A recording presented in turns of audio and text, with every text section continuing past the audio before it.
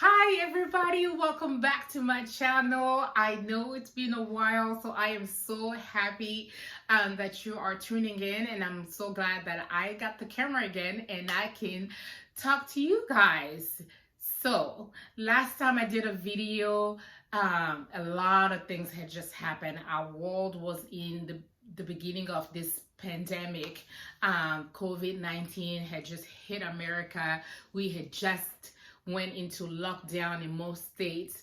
We were in a crisis, and I did a video on how to cope with anxiety during this pandemic. And you know what? After I did that video, I really had to take my own advice because I felt the pressure because we had all this extra time. We were locked down that I needed to produce, I needed to create, I needed to get all these things done. And I ended up really feeding into the anxiety. So I had to learn to really just be and not feel like I needed to do all the time. So I really took that advice and I just enjoyed that extra time with my family, extra time with the Lord, just extra time to refresh and recharge. And to be honest, as bad as COVID has been, it was also a blessing in disguise. The quarantine was the blessing in disguise because we didn't realize how much my family and I really needed this forced slowdown, almost like this forced Sabbath. Now, don't get me wrong, as far as work, therapy-wise, I was more busy, or I've been more busy than I was prior to the pandemic. I guess because people were at home in crisis, so I had more clients.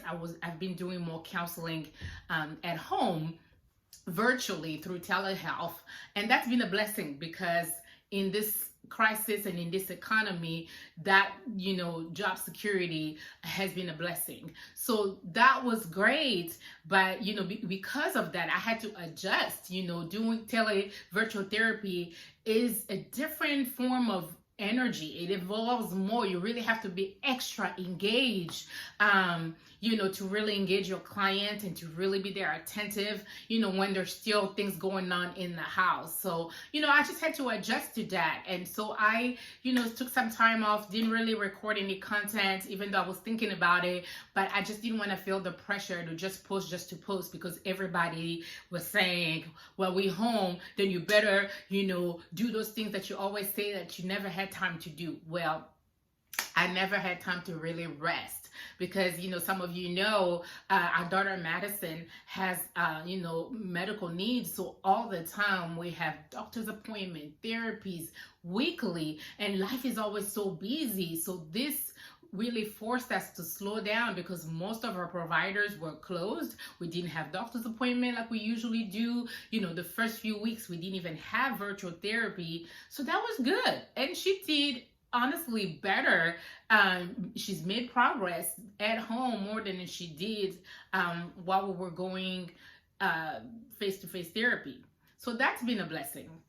So I'm thankful for the extra time, the extra rest, and we gained some extra pounds because we did a lot of cooking in the midst of this quarantine. But now, they're asking us to go back to normal. Quarantine is over in most places, and things are reopening, and how do we go back to normal? Okay. So I mean, to be honest, for me, there is no normal. There is no going back to what we used to do. I mean, after you've lived 3 to 4 months in this this lifestyle with this mindset of constantly being cautious of contracting a virus and hand sanitizers and cleaning, crazy, wearing masks and all of that, and having to adjust everything we do and constantly hearing about this virus, you can't just go back to normal. Okay, so that's what I want to talk about. Life after quarantine. How do we go back to our lives, after, being in quarantine 3 to 4 months? So first and foremost, you don't go back to normal. You adjust to the new normal. We learn how to now, make this new life our normal. So, one thing is that the virus is still around. Unfortunately, some people think that it's gone, but it's still here. And there's a possibility that it might come back this fall. So we don't want to learn or unlearn all the new good habits, hygiene habits that we have developed. At the same time, don't feel the pressure that you have to go back to your normal activities. Friends and family, especially now that it's summertime, they want to get together for cookout and parties and birthdays and things like that. If you don't feel comfortable, don't do it. Now, that's one thing that COVID is going to affect: our social interaction with people, our friendships, because you have to prioritize your health and the health of your family. So yeah, things that I usually would have been down for, get together and hang out, and I can't. It's season, baby shower, wedding shower season. I may not be able to come face to face, so I might have to do a parade. So don't feel the pressure that you have to show up and be there for all those events. I mean, people who truly care about your well-being will respect, your decision to wait, to not reopen your home for entertainment, or not just, go back to your normal activities. This was serious. This people have died. And I think a lot of people are missing that, because unless it really has affected you personally, some people still think that this is not real. And I think that for us, my family, it hit home when one of our very good friends, who was 35-year-old, no pre-existing conditions, super healthy, nurse at the VA, he contracted the virus and was on the ventilator for 2 weeks. He was one of those very extreme cases that, they had to do an interview. He was on the paper, just because most people that got that severe didn't make it. But thank God he came out of it 10 days. Well, I think it was 10 days or 2 weeks on the ventilator.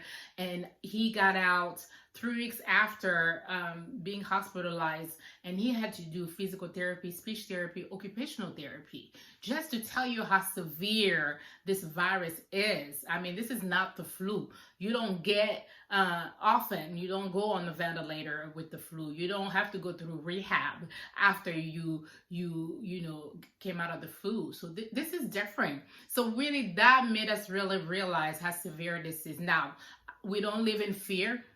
We are believers who believe in the blood of Jesus, but we also believe in wisdom. We believe that God gives us ways, to use precautions so that you don't just expose yourself like that. Okay. So, do what works for you. If wearing a mask makes you feel safe, do it. Just because people now are, relaxing on wearing masks, and people not doing the gloves anymore, or not really hand sanitizing as much as they used to, don't feel like you have to follow the crowd. If you're the only one at your job wearing the mask, then be it. If that's your way to feel like you are doing something, you are someone in control, then that's good, because that's one way that we deal with anxiety. We have to try to find something that we can control. I may not be able to control how the virus is spreading, but hey, I can control my environment. If there is the option of still working from home, advocate for yourself. If you don't feel comfortable going to work, every day, ask if you can maybe go once a week, or whatever that is. Find ways to advocate for you so you feel somewhat in control. But by no means, don't feel pressure to just get back to normal, because this virus is still around. I'm in Texas, and in just 1 month of opening, the numbers have more than doubled. So, it's there. So, just take your time, take your precautions, and and truly the people who love you will understand and respect that. So don't feel the pressure that you have to be, because it's summertime and there's cookouts and there's all these events, that you have to be there everywhere. This might be just one of those years, we may not just be as active as we used to be. We'll start over in 2021, but 2020, it might be that year of just spending a lot of quality time with our loved ones, having a really close-knit circle of people that you trust, that for sure are social distancing. It just might be really a year where we're very selective with where we go and who we hang out with. We might have to have a lot of staycation in 2020, and that's okay. For a lot of us, we need that. For a lot of us, hey, look at the silver lining. You're saving money and you're connecting with your family. So try to remain, positive. I just want to encourage you to, minimize the anxiety, of feeling the pressure, because I feel that a lot of people are feeling that pressure, including myself in the beginning, even with my family. I had a brother who started about working, and he was going out of the house, and I was uncomfortable with going to see my mother, because he lives with my mother, because he was around, and Madison and I are both immune compromised, so I just didn't feel like it was safe for me to go there until I really felt like he was taking precautions, because he's young, he's like 21, so he's out there, he feels like he's invincible. So until I really realized that he felt like he's truly taking precautions and social distancing, I just didn't go, and I love my mom and brother, but I was just like, I'm not doing it. I'm not exposing myself. So, and that's okay, so just be kind with everyone. And if you have family members that are taking their time and they're just not feeling comfortable to mingle, just be kind and be patient with everyone. This is a crisis. This hit hard, and a lot of people are still traumatized by what had happened to us. So I just wanted to come out here and just check up on you guys and let you know that I'm still around. I just took some time off to really just take care of me and just be, instead of just doing just because we have to post a video out there. But now that we have reopened in most places, just wanted to kind of check up on you and tell you guys how I am managing life after quarantine, and if maybe offer some advice or encouragement in one way you can transition into this new normal. So take care of you, and thank you so much for tuning in. Don't forget to subscribe, and I will see you on the next video. Take care.